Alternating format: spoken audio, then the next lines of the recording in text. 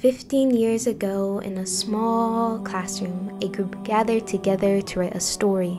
They picked up their pens filled with determination and were ready to carve their resolve onto pages, so that its chapters would proclaim that this was a story of change, of transforming societies to be inclusive, accessible, and welcoming. They brought this message to masjids, boardroom offices, and to the walls of hospitals.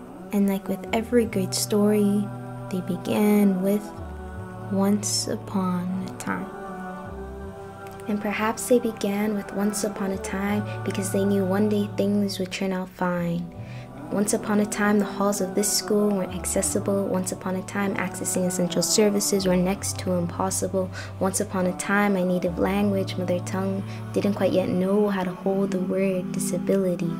But this world that they wrote of is a world that we can build, artfully design, a world where everyone is given their space to shine, a world where a mother with family in tow knows where to go to access culturally responsive services, a world where there is a seat, a space for everyone at the table. This kind of world doesn't just exist in storybooks or fables. We have the ability and power to lift it off of pages. So pick up your pens. Let's write that story for kids with disabilities and critical illnesses, the kind of story where every kid gets to be a kid.